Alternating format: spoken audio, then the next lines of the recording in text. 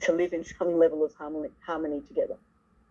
So again, for this sort of more discrete dialogue part that I'm talking about having behind the forum, as much as that dialogue might be at a regional level, at an international level, it might be about how do we talk with insurgent or violent extremist groups.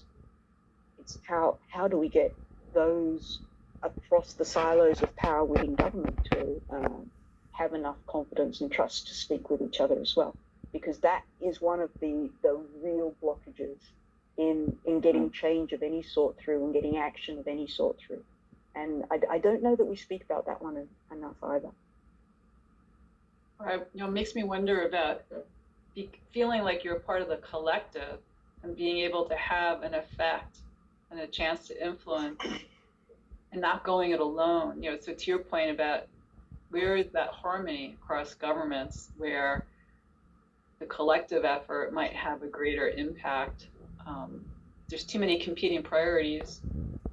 It's difficult to have any wins, right? Instead, there's just lots of losses.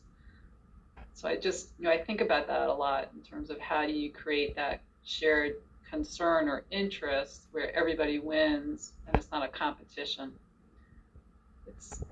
I think that's one of the ways that takes us down that more authoritarian path, because to wield government as an authoritarian and have impact is so much easier. Yeah.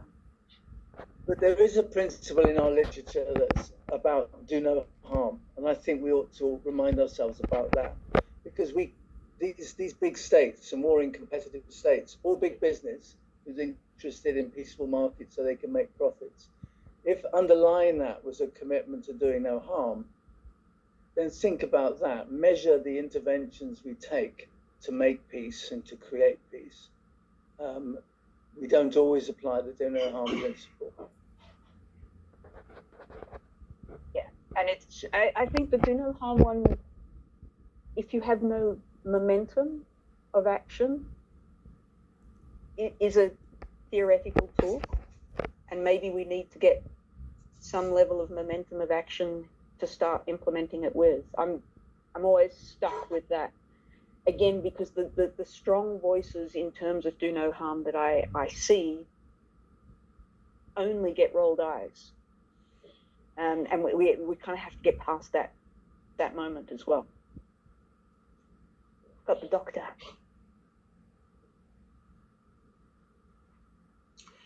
Can I jump in here for a second? Thank you for all your sharing. I hear through Mike's voice the idea of being engaged in common ground, and there is that tension. So I'm wondering, Natasha, I was reading your bio, and early in your career, you said you were engaged in agriculture.